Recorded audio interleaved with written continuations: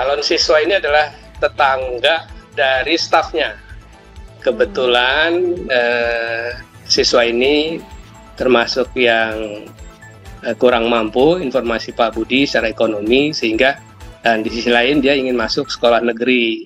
Partai Keadilan Sejahtera Banten meminta maaf atas kadernya Budi Prayogo yang mengirimkan memo menitipkan siswa agar lolos seleksi SPMB.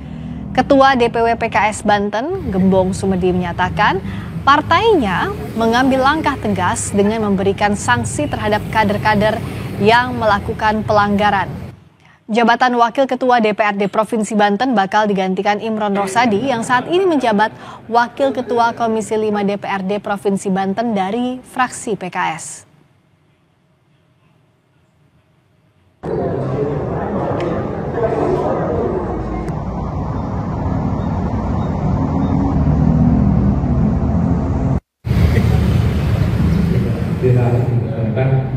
Maka fraksi PKS DPRD Provinsi Banten memutuskan untuk merolling jabatan pimpinan DPRD dan yang semula Pak Budi Prayogo digantikan oleh Bapak Imron Rosadi Hasim sebagai Wakil Ketua DPRD. Ya seperti itu, seperti yang beredar itu. Jadi ada yang menitipkan sekolah. Iya, masih pengantar aja. Tidak ada intervensi juga. Nggak ada telepon kepala sekolah, nggak ada telepon ke dinas, nggak ada telepon ke siapapun. Murni permintaan masyarakatnya. Lalu bagaimana lengkapnya soal kasus siswa titipan di SPMB ini sehingga PKS mengambil langkah tegas mencopot salah satu kadernya? Kita akan tanyakan Ketua DPW PKS Banten, Gembong Sumedi. Selamat malam Pak Gembong. Selamat malam Mbak. Saya mau tanya dulu, jadi sebenarnya kronologinya seperti apa? Temuannya itu memonya isinya apa detailnya Pak? Ya, memonya sih sebetulnya meminta agar anak ataupun calon siswa yang diusulkan itu bisa dibantu dan diterima. Kira-kira begitu saja, isi memonya tidak terlalu banyak. Calon siswa itu siapanya Pak Budi? Menurut keterangan Pak Budi yang disampaikan ke saya bahwa calon siswa ini adalah tetangga dari stafnya.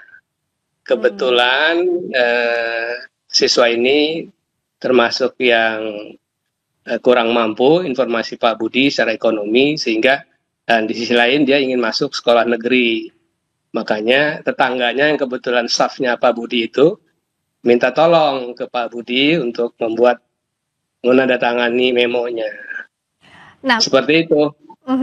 Lalu kalau sebenarnya dalam proses yang benar, kalau ada siswa kurang mampu mau dimasukkan ke salah satu sekolah, apa yang PKS lihat sehingga ini dianggap menyalahi aturan yang dilakukan oleh Pak Budi? Ya, kalau memang ini siswa yang tidak mampu, kan ada jalur afirmasi ya. Jadi itu ada jalannya sendiri. Jadi tidak perlu pakai nitip-nitip begitulah gitu ya. Jadi kalau memang dia keluarga tidak mampu, tempuh saja jalur afirmasi. Kan itu ada posisi afirmasi dibuka di situ. Ini kan jadi ramai memang karena tidak ada jalur rekomendasi begitu ya Pak Gembong ya, yang ada afirmasi kalaupun tidak mampu. Rekomendasi itu tidak ada sama sekali ya jalurnya? Tidak ada, dan jauh-jauh hari Pak Gubernur juga sampaikan bahwa dalam SPMB ini tidak boleh ada cawe-cawe dari siapapun begitu kan, tegas Pak Gubernur sampaikan. Dan kita sebagai partai pengusung Pak Gubernur tentunya juga menghormati kebijakan Pak Gubernur begitu. Sehingga ketika ada salah satu pejabat publik kita yang melakukan hal seperti itu, ya tentunya partai harus mengambil sikap yang tegas. Kira-kira begitu, Mbak. Jadi bisakah dikatakan bahwa memang PKS Banten melihat memo yang dikirimkan Pak Budi dengan disertai seperti yang kita lihat di gambar ya, ada kartu namanya, meskipun Pak Budi bilang itu bukan intervensi karena tidak nelfon kepala sekolahnya, tapi bisa dikatakan itu bentuk intervensi. Iya, itu menjadi salah satu bentuk intervensi. Biasanya kan kepala sekolah ketika melihat memo dari siapa, ada tanda tangan, ada stempel, wah ini seolah-olah kan resmi begitu ya. Jadi ya ini yang khawatir penilaiannya jadi tidak fair begitu.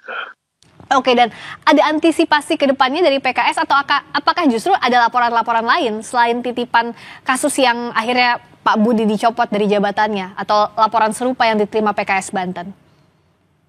Ya, artinya pencopotan ini sebagai antisipasi ya. Artinya kita sebagai partai tegas ya untuk hal-hal yang seperti ini kita tidak mentolerir begitu. Gitu Mbak. Ada imbauan lain atau ada penegasan yang disampaikan juga terhadap kader terhadap hal ini Pak Gembong? Iya, saya pikir kasus Pak Budi yang viral ini cukup menjadi pelajaran buat semua pejabat publik dari PKS ya, agar jangan coba-coba melakukan hal-hal yang bertentangan dengan kaidah etika di masyarakat. Saya pikir itu. Ya, termasuk kalau bicara soal pendidikan jangan sampai ada jalur ordal ya, karena tidak ada jalur ordal atau rekomendasi, tapi dilakukan sesuai dengan prosedur yang ada agar adil bagi semua pihak.